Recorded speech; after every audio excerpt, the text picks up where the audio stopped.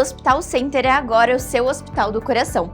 No São Lucas 24 horas dessa semana, o Dr. Anderson Dalazen, cardiologista responsável pelo setor de cardiologia, e o Dr. André Schier, coordenador do pronto-socorro da instituição, vão falar sobre a nova fase do São Lucas como referência no serviço de cardiologia. Ainda nesta edição, a doutora Giolana Cunha, cardiopediatra, vai falar sobre o acompanhamento cardiológico nas crianças.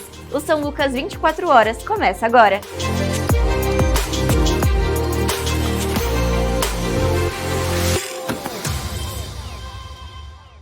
Bem-vindos a mais uma edição do São Lucas 24 horas.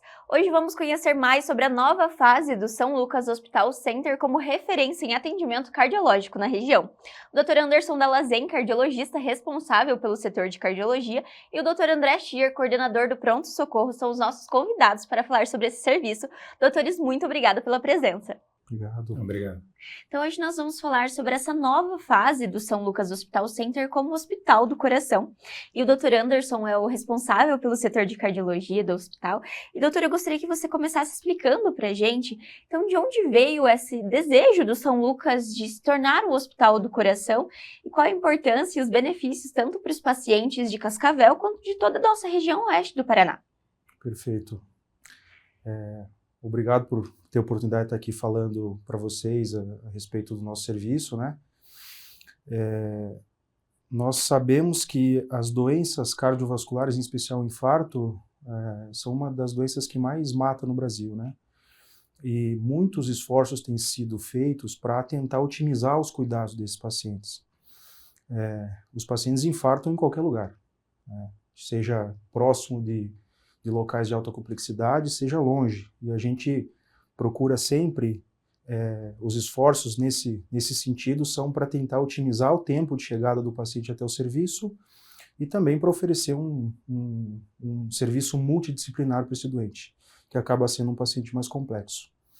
Então, nós tínhamos um hospital aqui que atendia pacientes do coração, e esse hospital não existe mais, e a cidade tinha uma necessidade de ter um local referência para atender os pacientes cardiológicos, tanto do Sistema Único de Saúde, mas principalmente do sistema privado e de convênios. E não existia até então nenhum serviço organizado e estruturado da forma que nós estamos hoje, né? Hoje o paciente ele pode entrar aqui no hospital pelo pronto-socorro, ou ele pode dar entrada por serviços de urgência e emergência, e ele vai ter todo o atendimento aqui dentro o mais rápido possível, né? 90-95% dos pacientes que chegam aqui, com indicação, por exemplo, de fazer cateterismo, eles fazem no mesmo dia. E a gente consegue, em menos de 24 horas, resolver a vida desse paciente. Com um cuidado muito, muito preciso, né? E com uma equipe multidisciplinar preparada, né? Então, isso é de uma importância fundamental, né? Porque nós otimizamos o tempo, os recursos, sempre preservando a integridade desse paciente, né? Como eu falei, o que se busca dentro da cardiologia, né, na questão dos infartos, que é essa doença tão prevalente e tão maligna para quem tem, é a otimização do tempo, e nós conseguimos hoje fazer um fluxo muito bom e nós conseguimos atender a toda a população que necessitar de atendimento nessa área. Então é um momento muito importante, um marco muito grande para a instituição, que é referência em outras áreas e hoje também na cardiologia. E o doutor comentou que uma das portas de entrada desses pacientes é justamente o pronto-socorro. O doutor André é o coordenador do pronto-socorro e vai explicar para a gente um pouquinho, doutor, sobre esse processo, esse paciente que chega, então, demandando de um atendimento cardiológico, como que é esse processo, quais são os passos que ele passa dentro do hospital até receber o devido atendimento. É importante destacar que a doença do coração, a doença cardiológica, ela nem sempre é muito evidente na sua apresentação dos sintomas, né? Então, essa informação é importante porque às vezes a gente fica com aquela ideia de que eu só preciso procurar o pronto-socorro quando tiver dor no peito, quando tiver aquele quadro clássico e sugestivo, e boa parte das vezes sintomas que aparentam ser outra doença, né? Falta de ar, às vezes sintoma de azia ou dor no estômago, existem outros sintomas que podem que podem ser um infarto, e às vezes a população leiga não tem essa informação da necessidade da avaliação da brevidade, né, do atendimento. Nesse sentido, eu posso dizer que o pronto-socorro do Hospital São Lucas, ele conta com uma equipe que já está preparada para esses casos, né? Pacientes, na chegada do pronto-socorro, há uma classificação de risco, então o paciente ele passa por um processo de triagem, né? Existe uma enfermeira treinada para a verificação dos sinais vitais e da queixa do paciente, e com base na queixa é dada a devida prioridade conforme a gravidade, né? Pacientes que têm suspeita de infarto ou sintomas compatíveis, eles são pacientes potencialmente graves, né? Habitualmente eles são classificados aí como prioridade de atendimento no pronto-socorro. Então aí já existe uma recomendação de que o paciente passe para fazer um eletrocardiograma, que é o exame complementar importante na avaliação desses pacientes, às vezes mesmo antes do médico fazer o atendimento, né? E à medida que o paciente tem um contato com o médico, então ele é avaliado, né? E como o Dr. Anderson falou, já existe uma equipe preparada para avaliar esses pacientes, e na dependência da necessidade do paciente, daí a avaliação complementar com exames de laboratório, ou eventualmente até a necessidade de encaminhamento para hemodinâmica, antes mesmo de fazer qualquer exame de sangue, né? A gente tem no Centro Hospitalar São Lucas aí todo o recurso necessário e todo o recurso para os casos mais complexos, inclusive, né? Então, a mensagem que eu deixaria é que sempre que houver algum sintoma súbito ou algum sintoma diferente que o paciente não está acostumado a ter, especialmente relacionado com o tórax, ou a porção superior do abdômen, ou falta de ar, ou eventualmente sensação de desmaio ou fraqueza súbita, né? A nossa orientação é procurar o pronto-socorro, né? Na melhor das hipóteses, o paciente vai ser avaliado e descartada a possibilidade de uma doença mais grave, ele vai ser liberado para o domicílio sem necessidade de outras intervenções, né? Ótimo, isso é muito importante a gente ressaltar esses sintomas justamente. Eu gostaria que o doutor complementasse também, porque além do infarto existem outras doenças que também são importantes, doenças do coração que também dão alguns sintomas. E o doutor comentou sobre essa questão também, além da estrutura, eu acho que é muito importante a comunicação entre os setores. O doutor explicou que tem todos esses setores à disposição, e eu gostaria que o doutor comentasse também sobre essa questão de comunicação para encaminhamento desses pacientes, então. Depois que o paciente faz a avaliação inicial pelo médico do pronto-socorro, em havendo a suspeita de algum evento coronariano ou cardiológico agudo, imediatamente é disparada uma cascata de alertas assim, para toda a equipe, que é multidisciplinar, como o Dr. Anderson falou. Então, o cardiologista de sobreaviso imediatamente ele é acionado e o caso é passado para o cardiologista. E o setor de hemodinâmica também é acionado, né, quando há necessidade de fazer o cateterismo de emergência, e também o setor da unidade de terapia intensiva, onde o paciente passado a hemodinâmica vai ser, depois de ter sua lesão tratada, ter sua lesão avaliada, ele vai seguir a continuidade do manejo, né, de forma mais intensiva, né, com monitorização contínua, com a equipe especializada para o segmento desses pacientes, né. Então, chegando no pronto-socorro, é dado disparo e existem vários setores do hospital que trabalham em conjunto, né, para um melhor desfecho, para uma melhor velocidade de tratamento, né, como o Dr. Anderson falou que tempo é músculo. Então, assim, quanto mais rápido, quanto mais precoce for a intervenção, melhor é o prognóstico e melhor é o resultado, né? Certo. Isso é muito importante, justamente, todo esse trabalho, essa coesão entre os times para que esse paciente receba, então, o devido atendimento. O doutor poderia comentar, o doutor como cardiologista também, explicar um pouquinho sobre esses sintomas que o doutor citou e sobre essas doenças para a gente complementar e reforçar a importância para o paciente que está em casa assistindo, então, identificar a hora de ir para o pronto-socorro, doutor? Perfeito. Até em cima do que o doutor André falou, muitas vezes, antes mesmo do paciente chegar aqui ao hospital, todos os setores já estão sabendo que ele vai chegar. O paciente vem de fora, às vezes o médico da origem entra em contato conosco, a gente já desencadeia essa cascata antes mesmo do paciente chegar.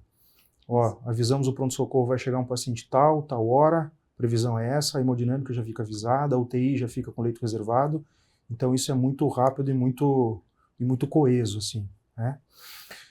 E Sim, a gente está falando muito aqui em eventos agudos, né? Mas eu quero deixar registrado também que nós temos uma equipe, uma estrutura para atender os pacientes que não precisam, eventualmente, de atendimento de emergência, né? Então, é claro, uma dor torácica aguda, uma falta de ar que a pessoa nunca teve, um sintoma súbito, como o Dr. André falou, esses pacientes eles têm que procurar a unidade de pronto atendimento, né? Desmaio, síncope, né? Então, esses pacientes são candidatos a serem atendidos com mais prioridade. Mas também tem sintomas mais insidiosos, a pessoa vai percebendo no dia a dia que está ficando mais cansada, para fazer as mesmas atividades que fazia antes cansa mais, ou começou a ter uma dorzinha no peito, que não dá tanta importância no início, depois que para de fazer o esforço melhora, né? E a pessoa vai levando, isso não é incomum de acontecer, e muitas vezes deixa chegar até no estágio que vai precisar do atendimento de emergência. Mas eu queria deixar registrado que nós temos consultórios disponíveis para atender os pacientes que querem fazer diagnóstico de sintomas novos, acompanhamento de doenças já existentes, avaliações pré-operatórias para cirurgias não cardiológicas, e temos todos os exames, tomografia de coronária, ressonância do coração, cateterismo, teste ergométrico na esteira, temos todos os exames disponíveis para fazer diagnóstico e acompanhamento desses pacientes. Justamente, eu gostaria de perguntar justamente agora para o doutor sobre esse serviço de cardiologia. Então, ele envolve tanto a parte de acompanhamento dos pacientes que chegam em emergência, mas também tem toda essa parte do suporte dos consultórios e demais atendimentos. O doutor poderia explicar um pouquinho também sobre essa construção do serviço de cardiologia do São Lucas? Sim. A gente precisa atuar em todas as frentes aí para dar um cuidado universal para o nosso paciente. Isso começa desde o atendimento ambulatorial, né, dependendo da porta de entrada, até o momento que ele vai sair daqui do hospital e vai continuar seu acompanhamento. Os pacientes que quiserem marcar consulta, eles podem entrar em contato aqui com a central de agendamentos e marcar sua consulta de rotina nos ambulatórios, né, e podem fazer todos os exames que necessitarem aqui, pedidos pelos nossos cardiologistas ou não. Ele pode ter um cardiologista externo também, que indicou para ele fazer um cateterismo, ele pode agendar aqui no nosso hospital e fazer, né? E os pacientes que acabam entrando aqui num contexto mais de urgência e emergência, eles recebem todo o atendimento aqui, e na grande maioria das vezes, aqueles que não têm já o seu médico que o acompanha, nós indicamos fazer o acompanhamento aqui conosco, então ele já sai daqui com a consulta marcada, para daqui 15, 20 ou 30 dias, dependendo do motivo que o trouxe ao hospital, para a gente não perder esse cuidado e não deixar esse paciente solto, né? Isso tanto em nível de sistema único de saúde, como em nível privado e de operadores de saúde, né? Então, o cuidado é o mesmo para todo mundo, digamos assim. É um cuidado detalhado e aperfeiçoado, né, doutor? Exatamente. O doutor André, eu gostaria que o doutor explicasse para a gente, falasse sobre a importância, então, de justamente o doutor que está à frente do pronto-socorro, de poder encaminhar esses pacientes dentro da instituição e, claro, ter todo esse atendimento agora como Hospital do Coração, mas à disposição dos pacientes e para vocês também como médico, porque vocês precisam tratar desses pacientes o quanto antes, como o doutor já disse. Então, eu gostaria que o doutor explicasse também para vocês como profissional, acompanhar e poder direcionar esse paciente. Nem sempre, quando o paciente ele procura o pronto-socorro, ele tem clareza da urgência ou não dos sintomas que ele está apresentando. É muito comum, às vezes, o paciente procurar o pronto-socorro por um sintoma que aparentemente não é um sintoma de urgência, uma pressão alterada, por exemplo, né? O paciente não sabe aonde ele tem que ir, que médico ele precisa consultar, ele para no pronto-socorro, né? Então, aquilo que eu havia comentado antes, assim, os médicos, a equipe do pronto-socorro ela é treinada para fazer o filtro dos pacientes que precisam ou não de tratamento emergencial, né? E uma grande parte dos pacientes que não tem essa necessidade de ficar internado, fazer tratamentos mais complexos, né? Eles são devidamente orientados no pronto-socorro e eles são orientados, daí, como o Dr. Nelson falou, a agendar o atendimento ambulatorial com alguns cardiologistas aqui do hospital, para dar o seguimento, fazer a avaliação complementar e a monitorização da sua situação de saúde, né? Então, existem ambas as possibilidades. Na maior parte das vezes, a gente orienta que quando o sintoma ali não é agudo, quando ele não é intenso, quando ele é alguma coisa que é mais check-up, de rotina, acompanhamento, que ele agende a consulta eletivamente e não procure o pronto-socorro por esse motivo. Entretanto, quando o paciente tem um sintoma novo, né, ou alguma coisa que não pode esperar, então ele é atendido no pronto-socorro e daí devidamente direcionado de acordo com a complexidade do problema que ele está apresentando, né. Para nós é uma satisfação poder contar com uma equipe ampla de médicos cardiologistas experientes e bem conceituados para a gente ter a segurança de poder encaminhar esses pacientes para um time que a gente sabe que vai dar a resposta adequada, né? Muito importante. O doutor comentou agora justamente sobre essa questão do tempo. E, doutor, acho que talvez uma dúvida que seja recorrente é a pessoa que está perto. Eu vi uma pessoa passando mal, tendo sintomas, ela tem algo que ela possa fazer além de procurar, ligar para emergência, esse paciente começa a se sentir mal, algo que ela possa fazer além de trazer para o hospital. Muitas vezes a gente vê, às vezes, falando sobre o infarto, justamente o que fazer nesses casos, porque o desespero bate quando a gente fala de uma situação dessa, mas tem algo que essa pessoa possa adiantar até chegar no hospital, ou não fazer também, eu acho que é muito importante, o que deve ou não deve fazer quando o paciente está sentindo esses sintomas, algo mais agudo? Na medicina, quase tudo, a resposta depende da situação e depende do caso. Às vezes, o paciente vai ter um sintoma súbito, mas ele não está comprometido na sua capacidade de se deslocar, às vezes ele está próximo de uma instituição que tem um recurso. Nesses casos mais simples, às vezes ser trazido pelo familiar diretamente no pronto-socorro. Às vezes, os sintomas são tão intensos, né, que o paciente tem sintomas associados, baixa pressão, o paciente às vezes desmaia, né, às vezes o paciente tem tantos sintomas que é difícil de ser assistido pela pessoa que está ao lado, né. De forma geral, se os sintomas permitirem, o paciente pode ser acomodado e trazido para o pronto-socorro, onde ele vai ser tratado adequadamente. E se os sintomas forem intensos, súbitos e não houver essa possibilidade, a gente lembra que existe um sistema de atendimento ambulatorial no município, que é o SAMU 192, né? Os médicos lá também são treinados para fazerem a avaliação do paciente, né? E quando houver necessidade do transporte, do manejo inicial com a ambulância, né, o médico prontamente vai encaminhar e vai referenciar o paciente para a unidade hospitalar adequada, né, para o manejo desses pacientes, né. Então, manter a calma, né, entender, identificar que está acontecendo algum problema, né, e é importante referenciar o paciente para um hospital que tenha estrutura para tratamento desses pacientes. E daí é importante, por isso a importância desse momento aqui, a gente está passando essa informação para a população em geral. O Hospital São Lucas conta com a estrutura necessária, adequada para o tratamento desses doentes. Muito obrigada, doutor. E, doutor Anderson, falando para a gente entender um pouquinho mais sobre o infarto, ali para dar esse contexto geral, existe uma faixa de idade que geralmente acontece mais o infarto? Ele é uma doença que pode acometer em qualquer fase da vida, alguma comorbidade, algo que potencialize essa doença acontecer? Sim, essa é uma pergunta muito boa, né? Porque a gente sempre associava ao infarto a uma idade mais avançada, né? É claro que a idade é um fator de risco independente para o desenvolvimento de doença aterosclerótica, que é a formação das placas de gordura nas artérias coronárias. Homens acima dos 65 anos, homens acima dos 55 anos, mulheres acima dos 65, a idade já entra como um fator de risco, né?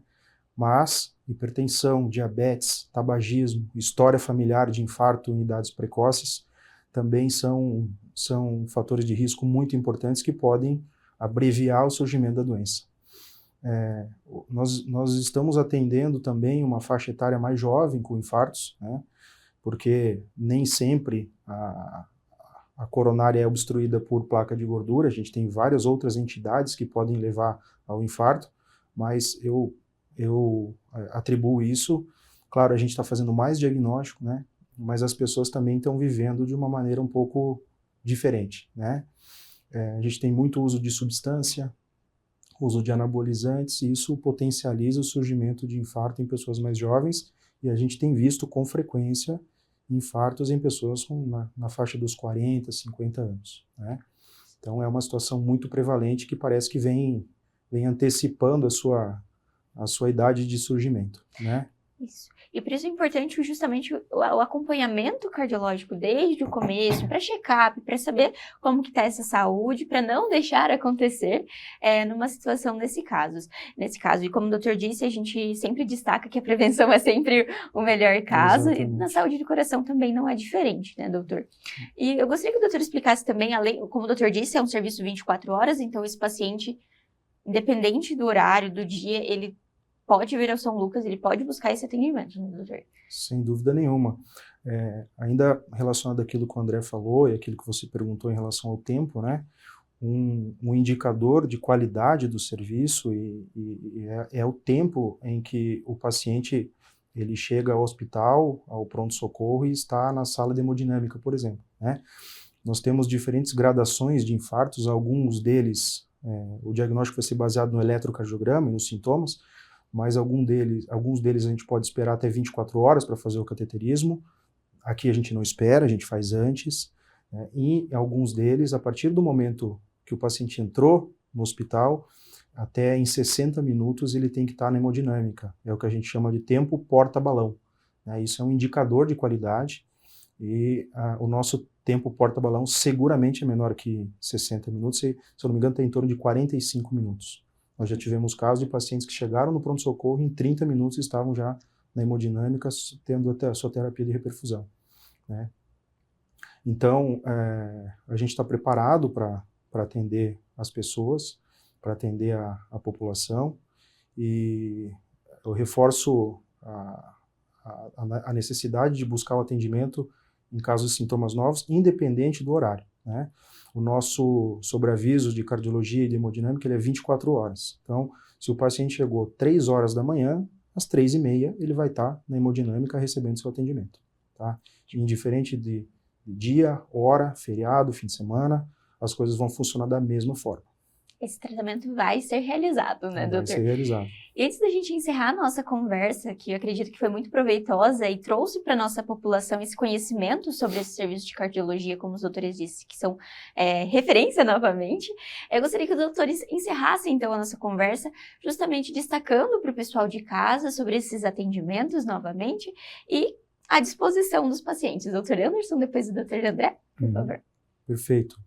Então, o que nós falamos, né, que a doença cardiovascular é uma doença muito prevalente, é importante que as pessoas tenham conhecimento sobre ela, tenham conhecimento sobre os sintomas, não deixem de fazer seus acompanhamentos, como você bem comentou, a prevenção é o melhor caminho para que não se chegue no atendimento de emergência, mas mesmo assim, muitos pacientes que se cuidam, que fazem seus tratamentos, vão acabar chegando, tá? A gente não tem um controle absoluto sobre a doença, ou sobre as doenças que acometem o coração, mas é importante que as pessoas mantenham seus acompanhamentos e, na presença de qualquer sintoma diferente, procurem o serviço mais próximo. Como eu já falei, o nosso serviço ele é 24 horas, do pronto-socorro, da cardiologia, da hemodinâmica, da UTI, da cirurgia cardíaca. Então, a gente nunca sabe a hora que vai precisar, mas no momento em que precisar, nós vamos estar aqui preparados para atender. Ótimo. Doutor André, por favor. A mensagem que eu deixaria é com relação à necessidade de procurar o pronto atendimento no surgimento dos sintomas, né? Não postergar a procura do pronto-socorro, né? Então, sintomas novos, reforçando sintomas novos relacionados que possam ser um infarto, além dos convencionais, falta de ar, dor no estômago, vômitos, desmaio, dor torácica aguda, né? Que o paciente não postergue a procura do pronto-socorro, porque quanto antes ele procurar o pronto-socorro, essa cascata vai ser iniciada mais precocemente e o resultado dele é melhor, né? Então, fica essa mensagem, né? E a gente espera poder tratar mais brevemente um número maior de pacientes e a gente sabe que o nosso resultado também vai depender disso, né? Então, a instituição fica de portas abertas para a avaliação desses pacientes, né? Reforçando que o serviço funciona 24 horas, então, como o doutor Anderson falou, no momento que chegar já vai se dar a devida atenção de acordo com a complexidade de cada um, né? Então, os médicos do pronto-socorro estão à disposição aí para servir a população nesse aspecto também. Ótimo, muito obrigada pela participação, doutores. Obrigado. É uma honra tê-los aqui conosco e fica o convite para vir mais vezes ao São Lucas 24 horas. Muito obrigado. Tá bom, agradeço. Obrigado. Confira agora o destaque dessa semana do São Lucas 24 horas. A gente veio aqui em Cascavel realizar uma gastroduodenopancreatectomia robótica num paciente com tumor de via biliar distal obstrutivo. A cirurgia foi um sucesso. A gente fez por via robótica, que tem vários benefícios para o paciente. A gente consegue fazer uma cirurgia mais precisa, uma reconstrução muito melhor, e o pós-operatório tende a ser muito melhor. Então, é um grande prazer estar aqui em Cascavel realizando essa cirurgia no Hospital São Lucas. A estrutura aqui é ótima, a gente conseguiu utilizar a cirurgia robótica, todos os recursos foram utilizados e o paciente vai se beneficiar com certeza.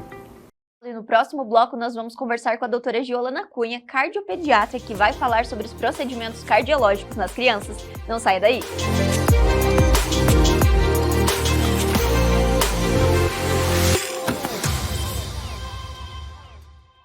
São Lucas Hospital Center. Tratamento cardioendovascular com segurança e modernidade. Cascavel.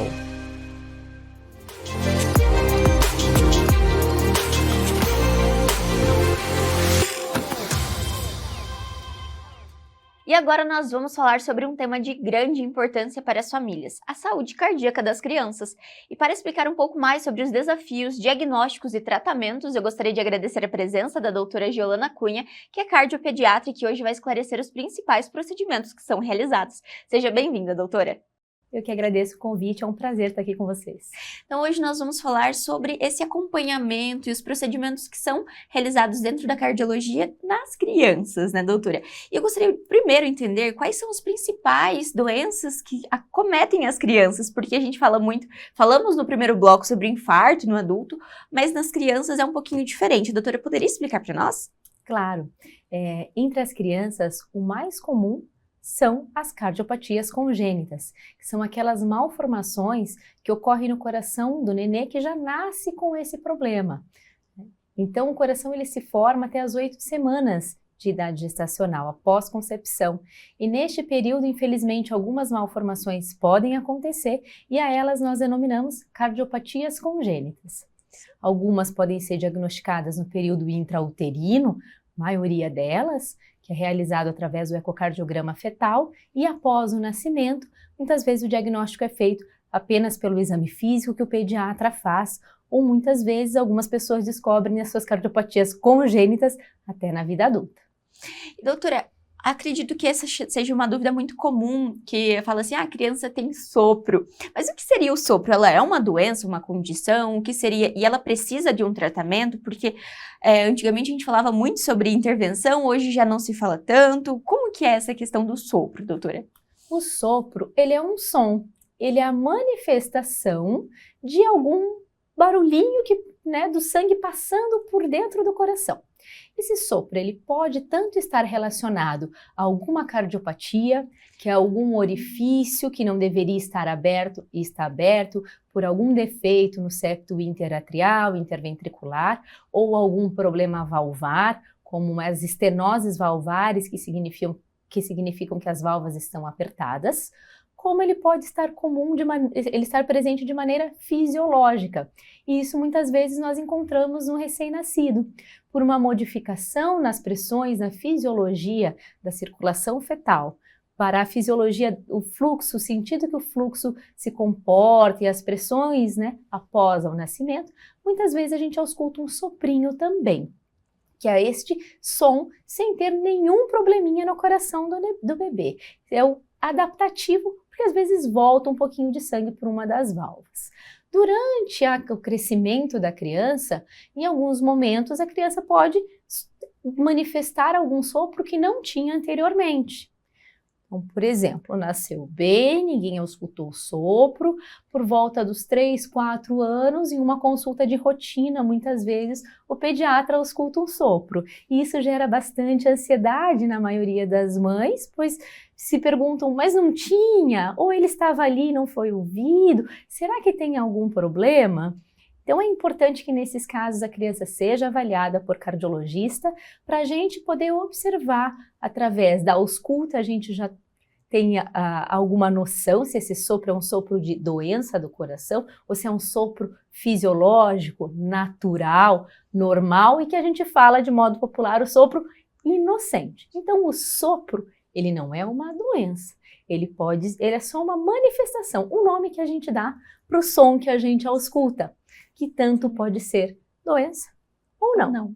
Então, ele é ali quase como um sintoma, assim, digamos, que Exatamente, de maneira é um mais sinal popular. que a gente ausculta. Bacana. E eu sempre explico para as mães, né, as mães dos cardiopatas, eu Uhum. digo, quando eu pergunto o diagnóstico, mas não, tem sopro. Eu falei, mas como é o nome do sopro do seu filho? Porque o sopro, ele é um nome, mas ele tem um sobrenome, que é a cardiopatia, no caso das crianças que têm alguma malformação congênita. A doutora comentou, então, sobre essa questão da formação feita ali nas 8 semanas de vida, então é muito recente. E, doutora, dentre esse tempo, muitas vezes a mãe ainda nem sabe justamente que está gerando um bebezinho. E quais são os principais cuidados, então, para que não ocorra uma má formação no coraçãozinho desse bebê? Algumas condutas, alguns hábitos de vida podem auxiliar na prevenção das cardiopatias congênitas. Boa parte dessas malformações a gente desconhece a causa, porque ela é tão precoce, então existem muitas variáveis no ambiente, como predisposições genéticas ou associação a síndromes genéticas que podem predispor que a criança manifeste uma cardiopatia congênita. No entanto, alguns fatores das mães são importantes. Então, primeiro, sempre que possível, planejar essa gestação, para que a mulher esteja nas melhores condições de saúde possíveis para poder gestar. Então, a glicemia, que é o açúcar do sangue, o controle deste nos 3 meses anteriores à gestação são importantes, porque a gente sabe que tanto a diabetes pré-gestacional, né, e aí entra diabetes tipo 1, que é importante que esteja controlada, tanto quanto aquelas mulheres que às vezes estão acima do peso, que procurem deixar o seu peso mais próximo ao adequado, porque a gente sabe que também os processos inflamatórios relacionados à obesidade podem aumentar o risco de cardiopatia, bem como a predisposição à diabetes gestacional. Esse é um dos fatores.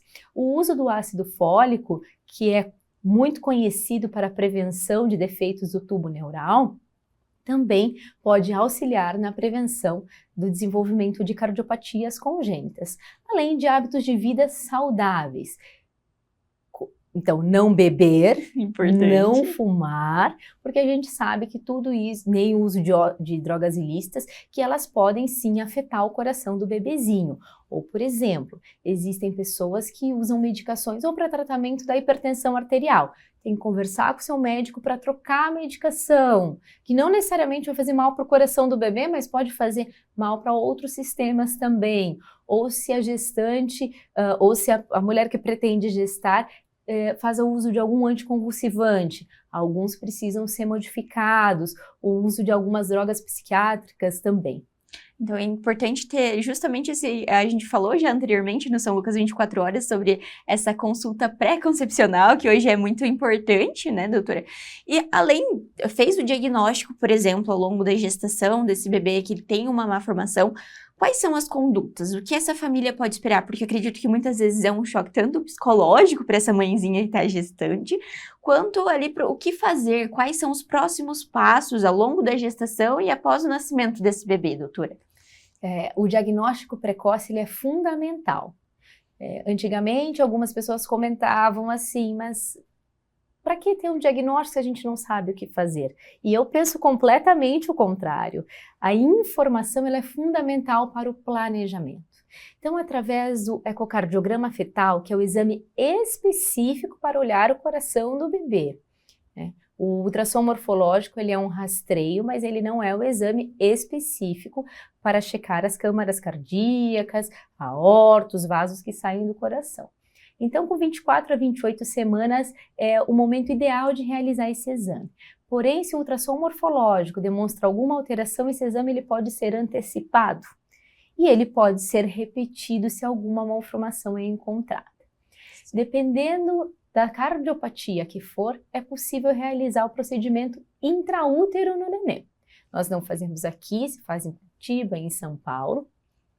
que é o cateterismo, né, através da barriga da mãe, que chega até o coração do bebê para poder fazer as intervenções, algumas valvoplastias, abertura de septo, alguns procedimentos bem específicos em cardiopatias graves e muito selecionadas, é possível, em casos bem indicados, a abordagem intrauterina. Para outros casos, é importante para a gente poder programar esse nascimento do bebê. Por exemplo, comunicação interventricular, que é um buraquinho, um orifício com um defeitinho que existe no septo que divide os ventrículos.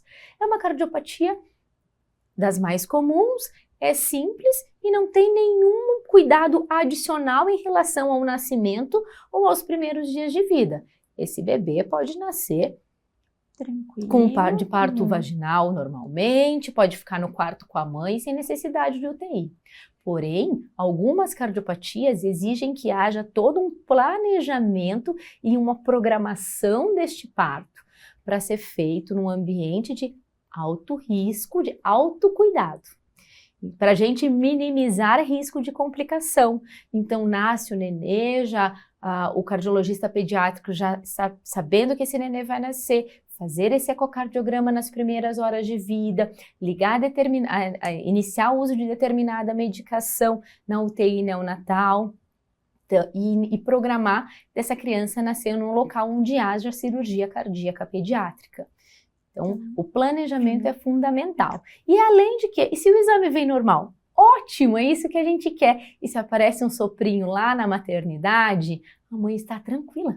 Porque sabe que seu exame é normal e se encontrarmos alguma coisa, será uma coisa mínima, sem maiores repercussões. Certo, daí então esse acompanhamento seria posterior ao nascimento, se ali na maternidade foi encontrado, daí, havendo necessidade, ele é encaminhado para fazer um acompanhamento com o cardiologista. Isso, e algumas crianças com cardiopatias que não são complexas, esses bebês ficam com as mães na maternidade, recebem alta, serão avaliados ambulatorialmente, é feito o acompanhamento clínico e a gente avalia se em algum momento esse bebezinho vai precisar de alguma intervenção através do cateterismo cardíaco ou através da cirurgia. Certo, doutora. E em casos em que necessitem de uma intervenção, quais são, assim, poderia citar algum caso que necessite de intervenção e como é o procedimento? Porque aqui no São Lucas nós temos a hemodinâmica e a hemodinâmica também atende pacientes pediátricos, isso.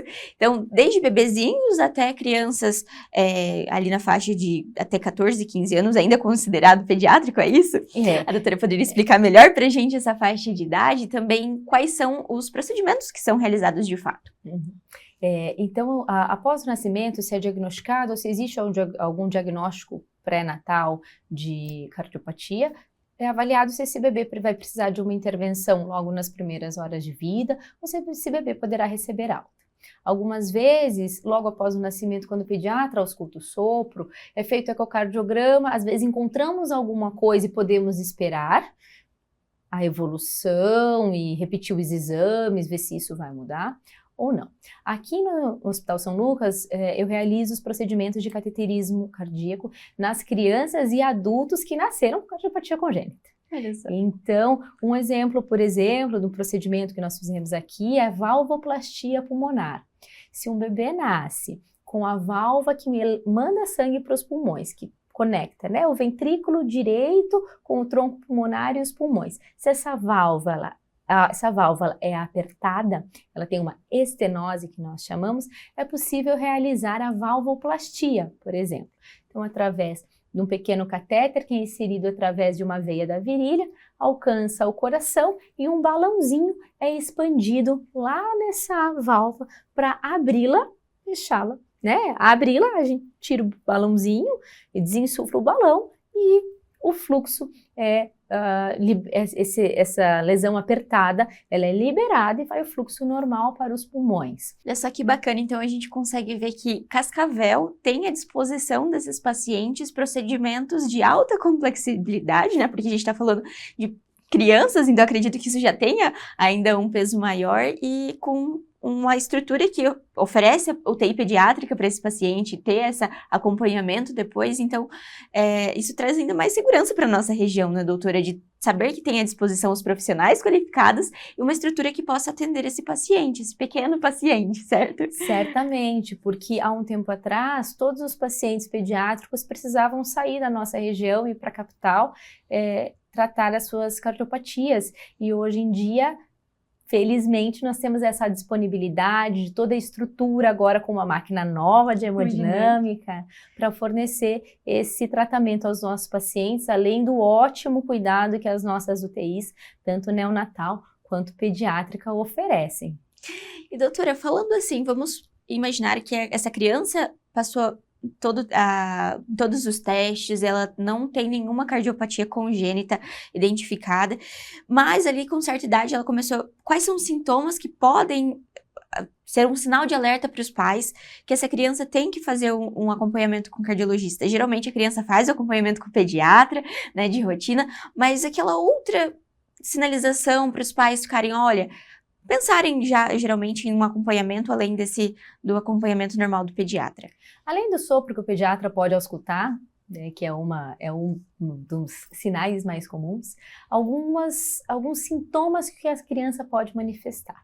Por exemplo, o bebezinho. A gente fala cianose. O que é a cianose? A cianose são os lábios e a língua arroxeados. Isso pode acontecer quando o bebezinho chora muito, ou alguns bebezinhos até sem chorar tanto apresentam língua e lábios arroxeados. Em geral, as cardiopatias que deixam as crianças cianóticas são diagnosticadas através do teste do coraçãozinho, que é obrigatório fazer, que aqui as meninas fazem muito bem em todos os pacientes e para fazer os diagnósticos e nos chamam se há alguma alteração, mas às vezes o nenenzinho pode apresentar posteriormente. Dificuldade para mamar, interrupção muito seguida das mamadas, que o nenê pausa a mamada para poder puxar o fôlego e seguir respirando. Sudorese excessiva nas mamadas e dificuldade de ganhar peso, porque o bebezinho com insuficiência cardíaca, dependendo da cardiopatia, eu digo que é como se ele fosse, em palavras bem simples, como se ele estivesse sempre afogado, quando vai muito sangue para os pulmões. Então é um nenê ofegante, que não ganha peso. Então é uma série de fatores. Eu digo, dificilmente é só uma coisinha que a gente observa. E eu sempre explico para as mães, olha o seu filho, observe o seu filho. Tá diferente? Olha, um neném que até os 3 meses foi bem, mas com 3 meses esse bebê começou a cansar. Com 3 meses esse bebê começou a interromper mamada para puxar o fôlego, começou a suar demais, a ter dificuldade de ganho de peso. A cardiopatia congênita tem que ser levantada como uma hipótese pelo pediatra. Nas crianças maiores, muitas vezes podem manifestar dor no peito, sensação de palpitação, cansa mais que as outras crianças da idade, em alguns casos até desmaios.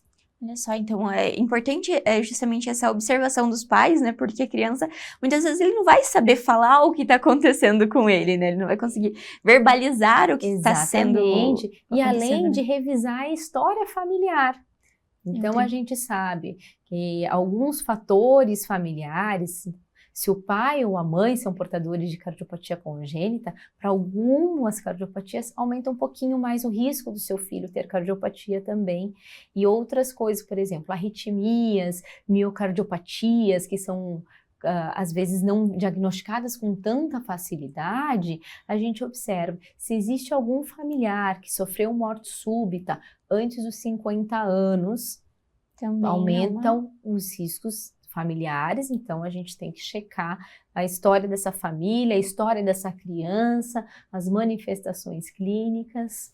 E claro, as crianças podem adquirir doenças que não tinham. Então esse aí é um ponto não é importante o grupo da cardiopatia congênita. A gente destacar. Quais seriam os principais, doutores, e as causas para essas crianças adquirirem, então, essas doenças? Então eu vou citar 3 principais. Ótimo. Né? Que é a febre reumática, a síndrome de Kawasaki e as miocardites. Então, vamos uma de cada vez. A febre reumática, ela ocorre após algum quadro de amidalite por estreptococo, que não foi, muitas vezes, o agente não foi completamente erradicado. Isso pode acontecer. O coração é como uma doença autoimune que afeta o coração. Então, durante os anticorpos que acabam tentando atingir a bactéria, acabam atingindo o coração também e causando um processo inflamatório nas válvulas. Esses sintomas podem vir acompanhados de dor e edema articular das grandes articulações, com febre, limitação do movimento, e elas podem ocorrer aí em geral dentro das 4, 6, 8 semanas após ter tido alguma amidalite. Por isso, atenção quando a criança tiver amidalite com plaquinha na garganta, amidalite bacteriana, é importante fazer o tratamento completo conforme o pediatra orientou, porque muitas vezes a criança melhora e a mãe já para de dar um antibiótico. Então, o pediatra prescreveu 10 dias. Com 4 dias, a criança já manifesta melhora, já não está mais afebril. Muitas vezes, a mãe interrompe o tratamento. Então, é importante fazer o tratamento exatamente como o pediatra orientou e caso a criança apresente algum sintoma, é necessário reavaliação com o pediatra. Perfeito. Outra situação que é a síndrome de Kawasaki, que nós vimos aí no período de pandemia por Covid, nós tivemos mais casos, agora um pouco menos, mas frequentemente ela pode aparecer. É um quadro que a criança apresenta mais de 5 dias de febre, muitas vezes sem foco algum, com a pele avermelhada, olhos avermelhados sem secreção, a língua mais avermelhada com descamação dos lábios, o linfonodo, que popularmente chama de íngua, aqui na região cervical, edema das mãos e dos pés, e pode haver descamação das pontinhas dos dedos. Então, isso também pode acontecer às vezes a gente encontra, às vezes a gente não encontra, após algum quadro viral, e nesse específico não é o vírus em si que causa essa síndrome de Kawasaki, mas também é um processo inflamatório imune, que acaba atingindo as artérias do coração, fazendo com que haja dilatação das artérias coronárias. Olha só, então. Que também é diagnosticado pelo pediatra, que nos encaminha para que possamos fazer um ecocardiograma de urgência. E aí, quando entramos a falar das miocardiopatias, vamos falar das miocardites agudas, que infelizmente a criança não precisa ter fator, em nenhum desses 3 a criança precisa ter fator de risco nenhum, então por isso que são importantes os cuidados também, né, de avaliação, ter o seu pediatra de confiança. Aqui nós temos o pronto-socorro do Hospital São Lucas com excelentes profissionais, e no caso da miocardite, quando existe infecção por algum vírus, por exemplo, vírus da influenza, Coxsackie, alguns outros vírus, esse vírus pode também atingir o coração da criança e causar um processo inflamatório, gerando uma insuficiência cardíaca e, infelizmente, muitas vezes levando a óbito se esse tratamento não é feito prontamente. E como é geralmente, doutora, a vida dessa criança que tem um diagnóstico de uma cardiopatia congênita ou então que acaba adquirindo alguma condição? Ela tem os hábitos de vida, a qualidade de vida dessa criança, ela vai ser diferente das outras? Ela vai ter que ter um cuidado diferente ou não? Depende. Olha só. Depende. Porque existem cardiopatias que são simples, digamos, a gente não pode dizer não pode simplificar muito, porque a gente sabe que tem que ter cuidados, né? Mas cardiopatias que a criança não vai precisar de cirurgia. Vai precisar de uma consulta anual com um cardiologista, pode fazer esporte, pode brincar, pular, correr. Na verdade, a maioria das cardiopatias, e no pós-operatório, depois passado o tempo de recuperação, as crianças podem fazer praticamente tudo. Algumas cardiopatias limitam um pouquinho mais. Por conta exatamente que às vezes é fisiologia, às vezes é um ventrículo que é funcionante. Então são cirurgias que tentam simular a fisiologia normal da melhor maneira, mas que ainda assim, às vezes, são corações univentriculares, como falamos. Então, que a criança mesmo vai ter uma limitação aos esforços, ou algumas crianças que têm algumas arritmias, que a gente tem um pouquinho mais de cuidado. Mas, em geral, a gente não costuma limitar muito a vida da criança que está assintomática.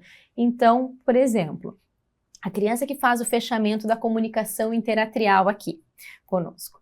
A gente pede 1 semana sem fazer muitos esforços por conta da punçãozinha na perna e evitar impacto contra o tórax ali nas primeiras semanas após o procedimento, enfim.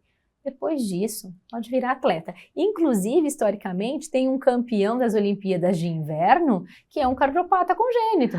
Era uma tetralogia de Fallot, ele tem uma válvula pulmonar que foi colocada por cateterismo e é campeão olímpico, né? Então, existem sim cardiopatias que pode se viver bem.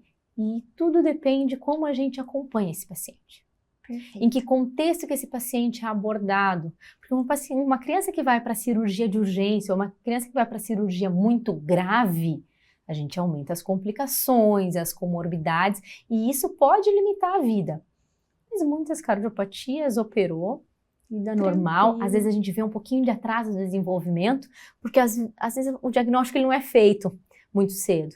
Então aí é que é aquela criança que está um pouquinho mais demorada para desenvolver, aí nesse período a criança ainda não tem peso para operar, então a gente vai manejando com medicação até a criança adquirir um pouquinho mais de peso e a cirurgia para facilitar, né, para as questões cirúrgicas, que atrasa um pouquinho, mas depois que a criança consegue entrar no seu ritmo, é tranquilo. Alguns cuidados a mais, como cuidados com os dentes, por conta dos riscos de endocardite, e o acompanhamento médico, a gente vai fazendo ecocardiograma, eletrocardiograma, Holter, teste ergométrico, alguns testes para poder ver se a evolução está sendo como esperado.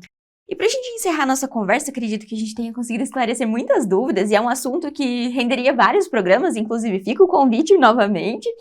Eu gostaria que a doutora destacasse, então, e falasse para o pessoal que está em casa, para aqueles pais, aquelas mães que estão gerando o bebezinho, uma mensagem que pudesse destacar sobre justamente esses tratamentos, que a gente tem esses tratamentos à disposição e que, acho que para acalmar esse coração, os corações dos pais, sobre a qualidade de vida dessa criança e também reforçando a importância do acompanhamento com o pediatra e também com o cardiologista, doutora. Até um tempo atrás, o conhecimento que as pessoas tinham sobre as cardiopatias congênitas eram que todos teriam desfechos ruins. E hoje em dia, felizmente, eu vejo muitos adultos com cardiopatias congênitas no consultório. Então, essas criancinhas que eram cardiopatas lá no passado, que foram operadas bebezinhas, que tiveram 1, 2, às vezes 3 cirurgias, hoje são adultos que estão por aí trabalhando, casando, tendo os filhos, tendo as suas vidas com alguns cuidados a mais, obviamente, mas estão vivendo por aí. Então, a gente tem que desmistificar as cardiopatias congênitas como sendo uma sentença de que vai ter uma limitação de vida ou que todos os pacientes têm desfechos ruins. Graças a Deus, aos avanços da medicina, nós conseguimos cada vez proporcionar melhores qualidades de vida aos nossos pacientes. Então eu quero deixar essa mensagem a vocês, que mulheres que estão pretendendo gestar, que se cuidem, que tratem bem da sua saúde, que planejem, que façam um pré-natal de qualidade, façam todos os exames e todos os cuidados conforme o seu obstetra orientar, realizem um ecocardiograma fetal entre 24 e 28 semanas de gestação, às vezes não conseguem vaga para 28, mas façam com 29, façam com 30, mas não deixem de fazer esse exame.